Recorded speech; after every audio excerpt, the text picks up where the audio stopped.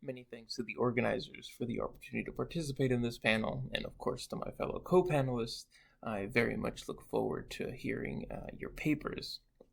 I must rather sheepishly admit this has been a very hard introduction for me to write, one of the hardest actually. It's not due to a dearth of evidence, I assure you there is plenty to discuss. No, it's more because of the polarization of the subject at hand. Some younger scholars may readily recognize the longevity of Pokémon and the transgenerational nature of its appeal, while older scholars, or those not particularly vested in video games, may only recall fixed spikes in its popularity, say for example the spike you see in the early 2000s or maybe 2016 with the Pokemon Go craze, and as a result, infantilize its audience or dismiss its influence as fleeting. I recognize it is next to impossible to not have a wry smile when I mention something like the word Pokedex. I myself held some trepidation, and still partly do, in bringing this theme forward. The video game series, however, has evolved throughout the years, with game mechanics and world-building lore experiencing noticeable additions that appeal to both younger and older players. The aim of this presentation is to examine the depiction of archaeology in the Pokémon series, a topic that has so far been understudied in relation to its sizable impact, and the interrelationship present between popular notions of what constitutes archaeology and the gameplay mechanics, narrative structure, and character designs that ultimately shape the player experience within these games. We will quickly see that many of these aspects are built upon predicated notions of the purpose of archaeology and the ethics behind discovering, cataloging, and collecting material culture. In order to best go forward, I have divided this presentation into 4 parts, each fixating on a particular aspect, with the fourth offering examples of new ways of imagining the relationship between Pokemon and archaeology, with the goal of introducing audiences to different aspects of the field. But first, a quick introduction to Pokémon and its world. The series began in 1996 with the release of Pocket Monsters Red and Green versions in Japan by the developer Game Freak. Subsequent games in the main series have been published at a rate of about 1 every 2 years, give or take. The franchise has expanded rapidly and now includes books, films, a television series, merchandise, and a collectible card game. For the purpose of this presentation, I relegate myself to simply discussing the games, but wish to note that there is certainly more material to examine within these other outlets. The core aims of the role-playing games follow a relatively simple and fixed pattern: travel, collect and catalog creatures, battle trainers to level up your team, and defeat the leaders of gyms in cities and villages until you're ultimately deemed the champion of the region. The underlying narrative typically features some sort of quest to reveal more information about the ancient history of the region and stop some chaotic event from occurring. It is this narrative I want to fixate on, as archaeology in the series is employed, rather unsurprisingly, to uncover more information about regional histories and the relationship between ancient humans and these creatures. Before we delve too deeply, however, we must first examine the world of Pokemon to get a better grasp of how our notions of archaeological space and objects are translated into a virtual world, a world which, as this slide demonstrates, purposely evokes our own. In the initial games, most regions were based on locations in Japan. As the series expanded, the regions, like the games themselves, became more globalized. For instance, on the left, we have one of the newer regions, Alola, which takes its inspiration from Hawaii. In the middle, Kalos, whose design is based on modern France, and whose name stems from the Greek word kalos, meaning beautiful. On the right, Unova, which resembles the area of New York City. I emphasize the geographical similarities for 2 main reasons. The first deals with a process noted by scholars of the series, globalization. Naturally, as the series sought to capitalize on its wider audience, it began to seek more tangible inspiration from locations, customs, and objects outside of Japan. This is why the visual landscape of Pokemon is both familiar and unfamiliar to its worldwide audience. Cute, exotic, and infinitely marketable creatures are present, but its world is firmly grounded in a composite image of our own material culture. This leads into my second reason for noting these similarities of space: player recognition. In short, the ability of a game world to convey information about itself by utilizing visual elements that are recognizable in our own world. This is what I meant in my introduction when I used the phrase popular notions of what constitutes archaeology. For example, what does an ancient site look like? How does one convey antiquity, ancientness, in a virtual world? In many instances, ancient sites are given the label of ruin, conforming to a notion that some scholars have called Ruinenlust, a romanticized notion of ancient sites as dens of knowledge and objects for individual exploration and exploitation, a term whose germination can be tentatively linked to the European colonial exploitation of ancient sites in other countries in the 19th and 20th centuries. Many of the ruins pictured here from various games in the series take inspiration from sites around the world. Note the mixture of fluted columns, stylobates, megalithic structures, and rock-cut architecture that give the world a mixed visual culture. This familiarity serves a purpose. The practice and culture of these ancient peoples are intentionally vague, and the player is left to imagine these aspects by examining and relating ancient structures and objects in the virtual world to those in our own. The games do take pains to legitimize the importance of these ruins and make them a meaningful addition to the virtual world. In the newest games, Pokémon Sword and Shield, the player uncovers statues in ancient ruins that shed further light on the history of the region. The game makes sure the player realizes, through the voice of a professional historical researcher accompanying the player character, that this material evidence contradicts and ultimately supersedes the established historical narrative of the region that was initially drawn from literature and a later tapestry. A surprising instance that encapsulates, while simplifying it of course, the complicated relationship between material evidence, extant text, and revisionist narratives. It is only through an examination of the ruins that the player finds, quote, the real truth, unquote. More often, however, the player explores the sites and uncovers their secrets without any professional archaeologists nearby. Note I emphasize professional because some of these areas feature other trainers, some of whom are called ruin maniacs, who wander these areas in search of items. I need not spend too long on the connotations of their costuming. I am sure we are all familiar with the problematic colonial overtones of accessories like the pith helmet on mustachioed men, and the controversial methods practiced and encouraged by fictionalized archaeologists like Indiana Jones. By employing this costuming and giving them the title Ruin Maniac, the games are attempting, at least I believe, to present an instance of amateur individuals exploring and despoiling ancient sites and searching for more in other underground areas. The player character is, however, somewhat forgiven for their own transgression in these ruins, because they have usually been given a quest by a researcher, or will ultimately end up discovering something to report back to someone to attain more information about the in-game lore. In Ruins, the player character not only encounters architecture derived from our own material culture, but also collects and interacts with objects. Some are employed to further the storyline of the game or provide information on ancient customs or Pokémon. Typically, these are the ones the player is to fetch for researchers.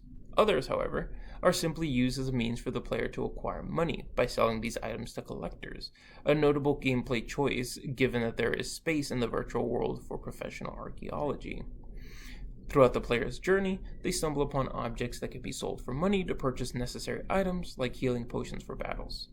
Due to this, the game needs to implement methods for the accrual of money to allow for player progression. In Pokémon Black and White, the player is able to acquire several relic items in an area called the Abyssal Ruins, an ancient underwater complex. The in-game description mentions that these were all made by an ancient civilization, nondescript though. They also, curiously, mention that they can be sold for a high price and allude to a collector. This collector is actually a billionaire who has an interest in the objects of the ruins, and is in fact in a nearby town, and offers the player a sizable amount of money for these items. In this instance, the player is actively encouraged to participate in the looting and private selling of artifacts, since there is no other place or person that will interact with these relic items if presented with them. Ancient sites are magnets for this sort of activity within the series. Private individuals are frequently found scouring ruins for objects or Pokémon fossils. This will be the only instance I mention fossils, knowing full well the difference between paleontology and archaeology, in addition to the exasperation of my colleagues over this frequent public misconception between the two fields. I do, however, wish to add that these games make no such distinction, and, as we will see soon, often conflate ancient human material culture with Pokémon, with both species being presented to the player as being of equal import. Alongside private individuals and the player, there are professional researchers and museums the player interacts with in these series. Most of the museums house research laboratories where the player can deliver fossils they find to revive ancient Pokémon. Museums and research, very literally in this instance, make the past come alive for the player. Some house human relics like tablets, and professional researchers frequently serve as sources of information for the player on various aspects of antiquity and the relationship between ancient humans and Pokémon. By featuring researchers and institutions that the player interacts with to glean knowledge about ancient objects within the world, the series does appear to be drawing a distinction between private individuals like the Ruined Maniacs, who are caricatures of archaeologists and largely appear to be looting sites, and actual research being conducted by professional archaeologists. This divide is, however, blurred due to the necessity of incorporating the player character into the workings of the field. The narrative is centered on the player and emphasizes their agency, ensuring much of the archaeological process is mediated and shown through their actions. It is, after all, a role-playing game, and one role assumed by the player is that of an archaeologist. One facet of this process of translating antiquity into a virtual space and emphasizing player agency concerns how the game implements ancient languages and inscriptions. The main ancient language the player interacts with is a relatively simple one that partly abstracts the Latin alphabet. A peculiarity of this writing system, however, is that a group of Pokémon share their forms with the characters. These creatures, called unknown, you see them floating there, are only found in areas designated as ruins and are tinged with an aura of mystery, aping the otherworldly appearance that ancient scripts can initially assume for general audiences. This is certainly how we still fashion exhibits and lectures, giving antiquity this veneer of mystery that draws people in to learn more. In these games, there is no intermediary between the player and the language. Its relative simplicity allows for the player to decode it and progress through rooms and puzzles without outside help. Note the inscriptions that use this language can carry messages from ancient humans, like this one on the right that reads, quote, "Our clan engraved words in this place," unquote. The presence of ancient humans is largely relegated to objects and inscriptions like these, with an obvious aversion to displaying human remains due to the younger portion of its target audience. The game descriptions of the unknown themselves mimic scholarly discussions on the origination and intermingling of languages, albeit with a slight twist. Quote, "This Pokémon is shaped like ancient writing. It is a mystery as to which came first, the ancient writings or the various unknown. Research into this topic is ongoing, but nothing is known," unquote. Ancient writing is given this tangible link to Pokémon, further intertwining historical processes in our own world with that of the creatures that populate the virtual world. Let us turn to some more examples of this phenomenon. There are several instances where Pokémon were either directly created by ancient humans or took over human-made objects. Here we have Baltoy and its evolution Claydol. Both take inspiration from the Shakoki-dogu, pardon my pronunciation there, figurines of the Jomon period in Japan, in addition to Baltoy appearing like an ancient top. Most of their descriptions mention they interacted with ancient humans, Claydol appearing to have started as a figurine made by these ancient peoples. The vague nature of these ancient humans once more points to a globalized notion of the past, a nondescript civilization that employs an amalgamation of material culture from our own shared history. This is made clearer with the next examples. Yamask and its evolution Cofagrigus. The description for Yamask states it is actually the spirit of an interred ancient human that appears to have latched onto what is presumably the death mask they were buried with. As its name implies, Cofagrigus takes the shape of an Egyptian coffin. Interestingly, the description mentions they assume this shape to prey upon grave robbers, embodying the notion of protective curses and tombs, while also directly mentioning the looting of sites by said grave robbers. So again, another instance where professional and individual despoliation is mentioned. Unsurprisingly, Cofagrigus attacks the player when encountered in the wild, indirectly calling to mind the player's exploration and looting of ancient sites, although I don't think they really meant for that to fit with the tone. Quick aside, notice in the Cofagrigus card I used near the beginning of the presentation, there are also canopic jars included in the artwork that feature the heads of other Pokemon, a rather ghastly implication. Finally, we have Ruinenlust, a stone inscribed with runes that is formed by the fusion of an ancient curse and Yamask. Golet is a reference to golems and clay figurines in general, its description mentioning it was made in antiquity to perform tasks, similar to figurines found in funerary contexts meant to guard the deceased or positively affect their experience in the afterlife. The player thus not only interacts with ancient material culture through the exploration of ruins, the accrual of objects, the interactions with researchers, but even the bodies of Pokemon themselves encountered by the players can hold direct links to antiquity and reveal partial clues to the practices, basing their designs on real actual objects. I want to end this presentation by briefly examining some possible ways that Pokemon and its presentation of ancient material culture could be employed for outreach.